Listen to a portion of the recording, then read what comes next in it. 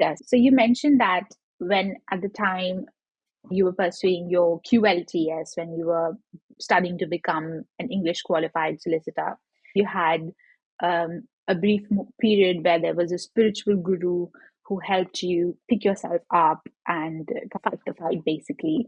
So, my question is that, and in India, you mentioned that your partner in the law firm, they kind of pushed you, mentored you to pursue the profession. So, my question is, how important is it for one to have a mentor or a spiritual guru in their life? But not just in a personal capacity, but also in a professional capacity. First of all, I'll tell you that I didn't have a single one, and it all depends on the areas. Sure, sure. Yeah, yeah, yeah. However, your life It panned would out. be great to have a single one, possibly, who would do it more or less kind of, maybe to say professionally wouldn't be exactly the way if we talk about guru. But even Yeah, that, yeah, professional to some extent, that person really, like, with some regularity is in touch with you and guides you. And so I didn't have anything like that from a single person. Uh, but I was lucky in my life, actually, not only in this period of life, but in other periods, to meet very wisdom people who actually saw a little bit more than me already in life. mm, And and because of them, I could prioritize and understand that this is not really that important. Because even if everyone tells you this is of less importance, this is of biggest importance, it's still about this in the Western world about this concept of success. yeah, And it's actually not only in the Western world. I also know that it's very serious in China, and parents put a lot of pressure on children as to their studies and marks and everything. This creates this unavoidable anxiety additional when you fail or something. So, coming back to the question of mentorship, which I think is more specific than being a guru. yeah, Guru is yeah, more yeah, mutual thing. We should we should distinguish it from being a teacher, because mentor actually may give you some hints or knowledge. I don't know, but the main task is to help you to see the bigger picture, yeah. will help you to identify a direction. So, for example, with this, his name is Atul. He's a partner in one of the Okay. law firms in India. I think he would be very glad to see. And even though he was a partner and more experienced person than me, um, he tried to show me more than just legal profession. We even used to go parties together for during not very long period of time. He already understood what kind of person I am, and Yeah, he is from pretty spiritual and legal family as well. And I think for this kind of people from India, it's so easy to help others because it's a part of the culture or something like that to yeah, guide. yeah, And this, yeah, so it's like a part of that. And he saw my strong points and also weak points. yeah, And he helped me specifically with the weak points, what I should do to improve something, what I should look for if I want this kind of career. Because he already asked me a few questions as to what I want and what I like and how I can combine this kind of things. And he didn't go further than that. It just, let's say, at this stage, I realized I possibly should go to study in England. That's it. right. No details about that, how to reach it, but it's so important to have already the direction. And then it's Yeah, just a question of you know, your hard work and maybe how the life just goes and how this flow is taking us to. yeah, So something absolutely. of that nature. But what is important for mentorship is to give this light, to provide this light, to think about what for this person may be important and help this person to make own decision, not to make decision instead of what parents often do. Yeah, yeah, for sure. Yeah, I mean, based on your abilities and capabilities, one can see how good you are. Like, I remember when I started my legal career, my team leader, she instantly understood what my strengths and weaknesses were. And she was so hard on me because she wanted me to overcome my weak points. And yeah, that's the main thing. Like people can see through you, and the best ones are that come to you and they want to ensure that you overcome your weaknesses and then guide you to be a better version of yourself. And maybe even change weaknesses to your strengths, Yeah. which is So we've discussed what a true mentor is. What about a spiritual person in your life? Like it could be a family member as well, right? It doesn't have to be an outside person. yeah. I think I have a few. Again, um, I possibly don't want to go. It's a little bit personal. I don't know. Okay, sure, no problem. So okay, let me ask this question. I know that you're like very grounded as a person, right? And you're so approachable and easy to talk to. And you mentioned about fighting your own ego, like overcoming it and overcoming obstacles in your life. So, do you believe in destiny? Karma. If you mean under destiny karma, because it's belief, I don't know how it is. I just Yeah, want to yeah, believe. yeah, Belief means it's my choice. Yeah. So I yeah, believe. I think the consequences of our actions, we basically face them. Maybe in the next life for the worse, but for less things in this life, from both perspectives, good and bad. yeah. And yeah, that's what I believe in. Okay. Another thing, if I believe in destiny like a fate, like there's some particular goal that I should reach or become someone. I don't Yeah. really think so. I think we have so many ways to apply our karma to the Yeah. actual Yeah. lifetime and actually change it as well.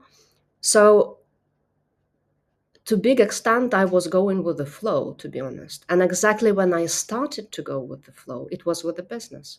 Because Mm. also with the legal career, I remember all those job applications, all the struggles and anxiety linked to career, promotions, billings, and all these kind of things. And I realized this is something I don't really like about the profession.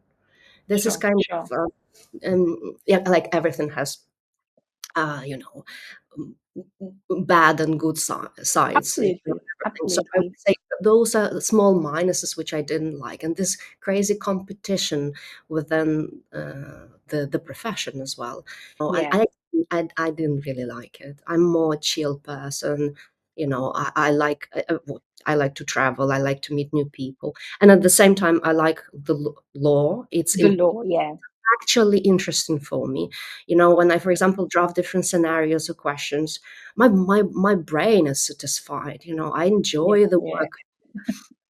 I enjoy the actual legal work as well, but mainly from the perspective of finding the answer, not just doing very technical work. I like Yeah. this Yeah. enigmas and things like that, which is very much about um, certain specialities in legal profession, not possibly all of them. Yeah. So with that, when I went with the flow with the business, I think it took me to many more interesting people because I Yeah. also Yeah. started to travel. Mm-hmm. Some of them were just like a monk in Okay. Dharamshala, or some were people uh, with whom I've met during the travelings. And many of those people, when they hit the road, for example, Yeah. and when you Yeah. hit the road, something should have happened in your life for that, Yeah. and Yeah. Yeah. actually, this is how you meet very interesting personalities as well, Mm. because it was their choice to travel, for example, and to overcome issues by running away from them as well, and Yeah. think we quite often need this moment in life where you can kind of, we say, do nothing or do something, but more with the perspective of that than Yeah. Yeah. currently become more like you're trying to build up on how you want your life to be, that as against how the society tells you it should be, Yeah. you Yeah. know Yeah. For sure. For sure. Yeah. And how important do you think it is to have a break from your day to day, life? I mean, some people say you're running away from your problems by going somewhere, right? But do you think travel actually helps heal? or taking a break from where your life is and then kind of going somewhere for a while. Do you think that's advisable in terms of dealing with the stresses, or do you think that's like running away from your problems, like some people say? What's your thought on that? It's just your opinion. I think I kind of, it's hard to say. It may Mm. be that you run away from your problems because you Yeah. try the best. We say we want to go for holidays. It helps because you swap the picture. Yeah. Mm. If you Mm. go to some pre-established holidays places like that. But if you, for Yeah. example, hit the road to nowhere, you Yeah. have just something booked somewhere, or then you have 25 tickets to different countries and use just two of them because you Yeah. Yeah. changed your plans, and you visit different hostels, you meet different people. I when I travel, I like to stop in the hostels because that's just the whole idea. You can meet people there, you Yes. know Yes. you can do Yeah. something together, and you have this kind of the most valuable element of traveling. So what I think is important is to swap the picture. If you have a crisis, possibly you should swap, change it drastically some way. Right. There's no universal formula, but to go for holidays is a good idea. If you are, it all depends on the personality, because I don't think everyone can run away by means of like heavy travelings.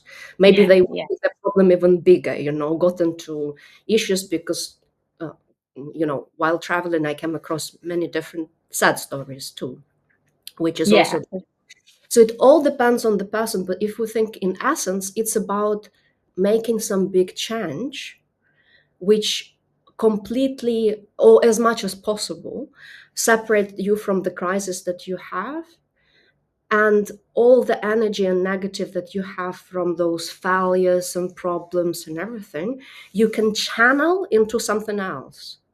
And if Yeah. this is something which will be your possibly business or career, or you can just be inspired and start writing a book, I don't know, something of that nature. But if this is something which actually has a lot of negative on you, and you channel it into something like a positive Yeah. point, Yeah. you Yeah. actually don't waste this. Negative energy is also energy. You use it for something new, for creation of something new. That is what I think is the essence. If to travel to exotic jurisdictions, maybe. If to do Mm. something else, I know that people, for example, go for sports seriously, for some specific, they go into yoga, or and Yeah. then that all their life starts to build around it. So we can't Yeah. say I just got a hobby. No, I just changed my lifestyle. Yeah, yeah, yeah. I totally agree with that point that it's all energy at the end of the day, right? And how you channel that energy, whether in a positive way or a negative way, will determine the quality of your life, right? So if you're constantly thinking negative, you're constantly like making yourself anxious by overthinking, or you're just stressed out because you're worried what the outcome will be, it's only going to get into a spiral of negative emotions, right? I totally get that. Maybe it also comes from a point where people are uncertain. So, obviously, as a business owner, you have a business plan, right? So, what are you going to do in the next 5 years or something? But sometimes it's obviously uncertain. So, how do you deal with that uncertainty? Does that scare you in any way? How do you kind of put yourself through that? It's okay. I've got this plan, but I'll figure it out. How do you deal with that? The uncertain part of your business and life in general. Life in general, because everything is uncertainty. You never know, how you just go for a walk and something may happen. That's, we never know. What is an important skill, I think, and it's both, it does apply to any kind of business activities and also to non-business activities, is to be able to adjust to the all the time changing world, and don't resist it. When you resist it, this is when the problems coming in. You say, okay, I didn't do it this time. I'll make another one. What do I need in order to do that? I need this, this, this. When I want to do that, okay, I'll try. I'll have a plan to resit the exam, for example, yeah, Yeah, yeah, in 5 months. But because I started to study and I've realized I possibly want to go a little bit deep. And it's not even about the exam, it's also because I want to know this specific, for example, subject deeper, because Yeah, possibly I will apply it in the practice. Maybe I'll change my career to something like that. And I'm changing, I'm saying, no, I'm not going to sit it in 5 months. I'm going to sit it in 9 months. I give myself a little bit more time for that. But what is important, you adjust to something that you discover on the way. But when you made up, I have to do it in 5 months, I will do that like this, it sometimes is not also the best. So flexibility is a huge quality, like a skill that I think applies to various kind of areas of our life. absolutely. I agree with life is always changing. So adapting what life throws at you and then kind of taking that in and dealing with it without getting all scared or, fearful of the situation. I think that's a great quality to have. And how can one, like, obviously, because this podcast is, I've started this series because I feel that a lot of our younger generations, and including our millennial generation as well, we are so busy in this modern world with our time as well, with our relationships. We don't have, the same kind of care for, one another. I mean, that's just my personal opinion, but I've seen it in my circles and everything. I want to know how people such as yourselves who are accomplished in their businesses and all, how they dealt with failures when they were younger. So it's basically to influence the Gen Zs and the Gen Beta or whatever. And that's why I wrote the Inner Circuit, the book, because I've used, so in yoga, it's an ancient philosophy, and there was this sage Patanjali, and he developed yoga. Basically, he wrote what yoga is, and it's not just like poses, it's also how to train your mind, right? Mm. So we have the mind has all your emotions, but you have to build your intellect to be able to kind of see things in a perspective objectively. So yeah, so all that ancient stuff, I've tried to put that in English and in simple terms so that all these generations, they can get it. So that's my next question to you. What tips, three tips, if you had to give to the young people, young lawyers, young people in general, about pursuing their careers, about pursuing life? Because it's obviously not going to be instant. They have to put in the hard work. And instead of having everything easy and at their disposal, I mean, based on your experience, what would be the three top tips that you would want to give them if they were pursuing a career, or in general, how to deal with challenges in their life? I'm answering on the spot. So I Yeah, think sure. first thing, I was told on numerous occasions that personal life and like your job are kind of professional life. But actually, we work so much in our life, and this is how it is. This is the reality that you shouldn't really see it completely as two different things. You should find such a profession which brings you pleasure, which you like. Obviously, there will be many risks and issues, Yeah, obviously, yeah. but even though you can always change it or adjust it, but you have some foundation. For example, legal foundation to make a legal course, like studies, like Mm, this. absolutely. You can always adjust, or it can go so many different directions. What is important is still to choose something what you are passionate about. When you actually, it's at the core of you. There may be many things, to be honest, as well, but sometimes people just choose what their parents say, or they just follow the parents' career, which also doesn't. We can't presume that it's not your way, but you should be very much, what you actually want than what your mom or dad wants for you. Growing up, I know that's the mentality of Indian parents, and maybe it's also to do with the Eastern countries as well, where parents tend to tell you what to become. Like in India, we have this thing: you either become an engineer or a lawyer or a doctor, right? But you were not allowed to become, say, a singer or a dancer, because, like, how are you going to earn a livelihood? So, what you're saying is follow your passion and see where you're capable and where your interests lie, because you'll be working most of your life. That'll also determine how you live your life at a personal level. Because anyway, it very much linked to your family. If you are busy in the office, 24 hours. It's not separate, it's life. We Yeah. subdivide things, so there's analysis and synthesis. When we say analysis, it's not the highest level of thinking, it's when we split the Yeah. things apart to Yeah. analyze and understand. Synthesis is when we see it as a system, how the elements work together. So if we talk about, if we go back to this point of Sure. personal and professional lives, it's actually is always a synthesis. It's a mistake to see it. And if there are people who just want to work 100% all the time, and possibly their partners are the same, they should think about kids then, how they're going to manage that all and all together. Maybe Yeah. they don't have kids at all, which may be also the case. But it's still something you should consider at the very stage, what actually you want, how you see yourself.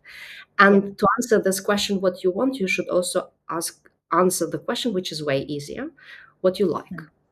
If I Right. like traveling, if I like intellectual work, I just need it as a part of my day-to-day activities.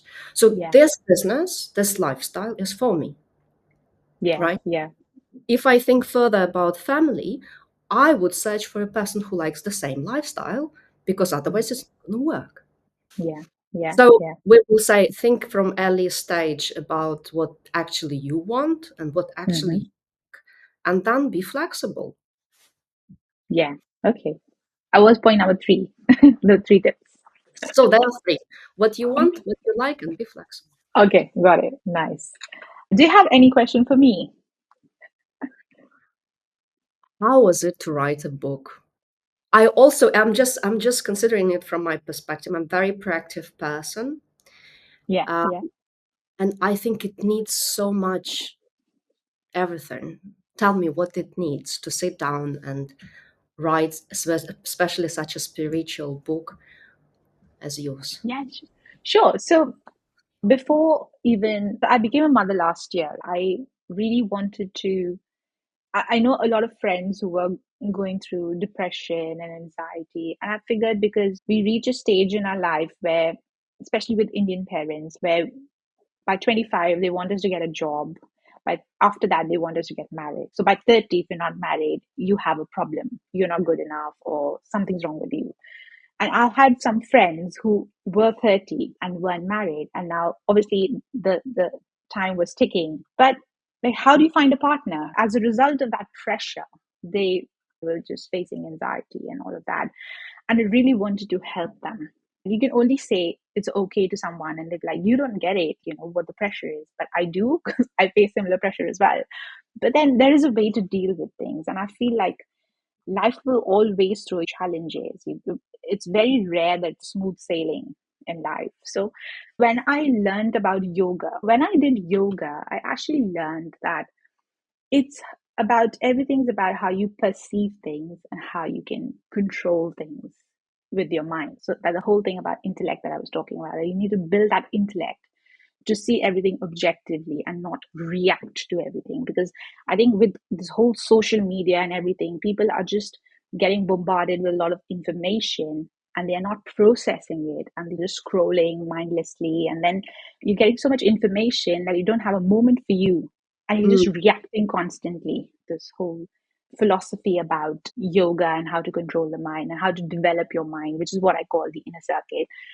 And this was even before I became a mother, that I wanted to write this book. But then it took me a year to kind of write the whole thing. So with motherhood, whatever time I got, and I think once you become a parent, you know the value of time, because every second is precious. So when the baby's sleeping, you can do your work. So that's what I did. I just juggled one over the other. And then I started working part time as well. So it's a lot. So yeah, you just had to kind of find the right time.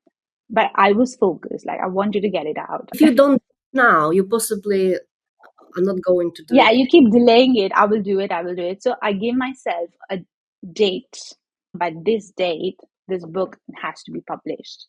And then I told everybody, like my friends and my dad, my family, that this date I'm going to publish it. So I had to kind of work backwards. And thankfully, with all everyone's support, I was able to get it out. Deadline, right? Yeah, I Tackled it. did. And it was exactly on that day. Actually, just 5 days before that. May I ask you a question a little bit on the merits, like book wise? Yeah, Sure, you've sure. Yeah. you've just mentioned that, which I do agree. I would put it a little bit in my own words. A Sure. human being, some person, not yet even born, but we Yeah. already, their parents, can make a list of things which that person first goes to kindergarten, school, gets a degree, gets married, got a job, 5 kids, and then this kind of friends, like family friends, and then everything from the beginning until the death, Yeah. which is, maybe it's fine, maybe it should be like this. But I personally, as a child, I didn't want to live a prescribed life, because it's like prescribed, Mm. possibly your life can, maybe you will follow all those stages, maybe there are other stages that you may follow, and things like that. So do you think it is society which creates this timeline? We Mm. just basically add names and dates to that, but it's already like prescribed. And when our parents are a part of this, do it for us as well. They obviously want just better for your child, for their child, Yeah. right? Yeah. Yeah. My question, do you think it's a good, or what are the borders of this guidance? Or should the person be free to choose, just with, I don't know, some minimum interference from the point of view of Mhm. the mother whom you are? Yeah, yeah. No, that's a great question, Olga, and I think it's got different layers to it.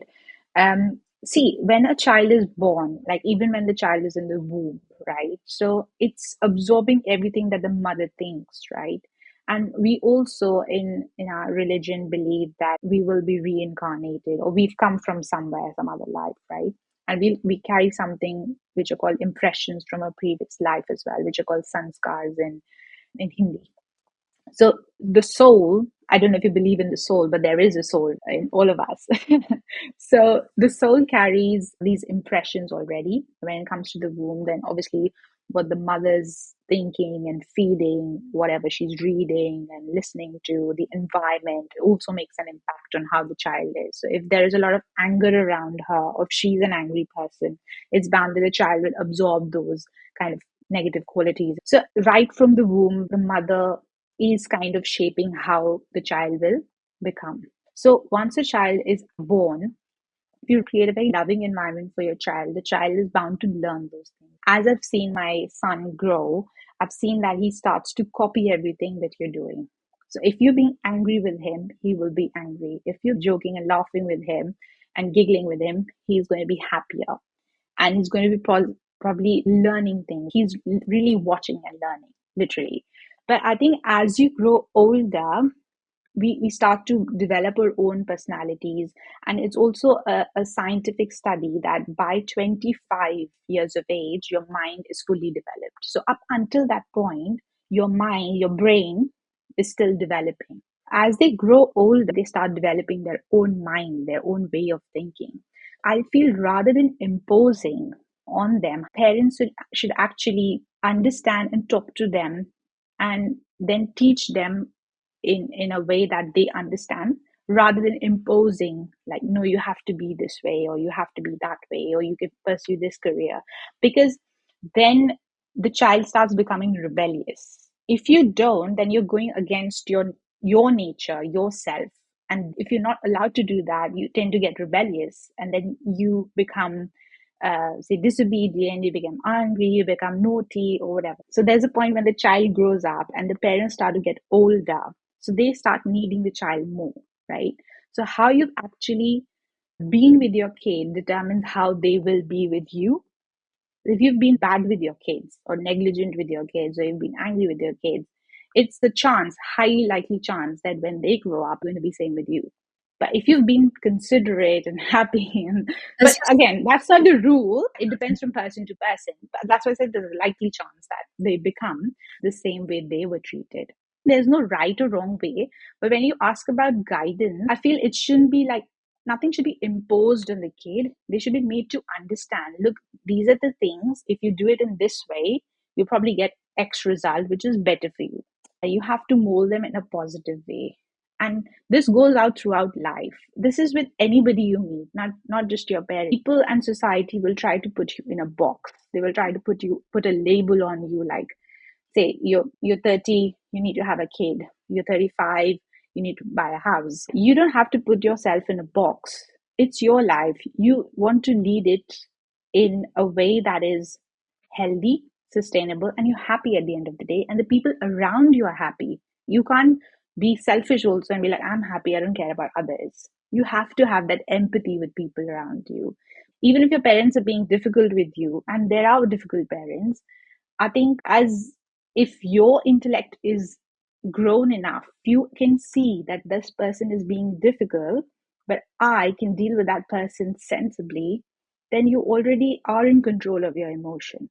And they don't have the key to your happiness, it's you. If you're just troubled because they're being difficult and you're getting stressed out, you have to separate them out of this situation. You have to create your intellect and see that, okay, this person is difficult, but I'm not going to let their energy bother me, you know.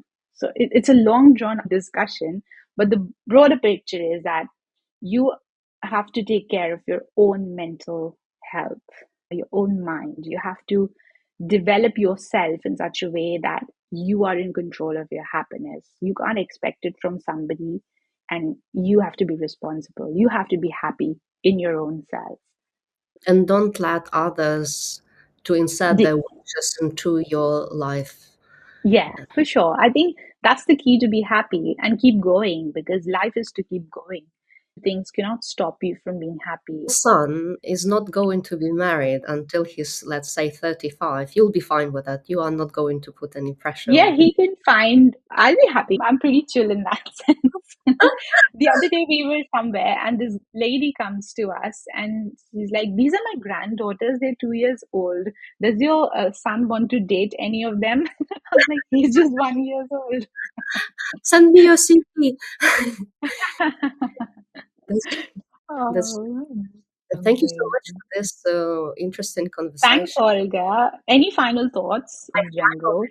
I think this is your book and approach, and this ancient wisdom is very much important in the light of the solicitor qualifying examination. And you also are our mentor for South Asia Indian group study group. Maybe we'll make another video which will Sure, be linked to failure of the exam, because you have this, sure. you have courage to say that you failed. I think this is just a high standard, to be honest. Not people are hiding that, they think it's such a drama. Right. It's a psychological trauma Yeah, from the society. See, I took 1 year or something after my failure. I had to rebuild and change many things, though obviously it was not just failure but many other things. Your book can help people to overcome that and pass with very, very high marks, as you did. yeah. Thank you, Olga. Thank you so much, Olga, for your time. I had a great time conversing with you, and your thoughts and your mindset is really inspiring. Um, and you've made such a difference with all the SQE and QLTS, previous QLTS students. And I think there is a huge deal of credit that goes to you and how you've structured the study plan and your entire course. It's invaluable. It was lovely speaking with you. Thank you so much. Lovely speaking to you. Thank you so much. Shukriya. Take care. All right.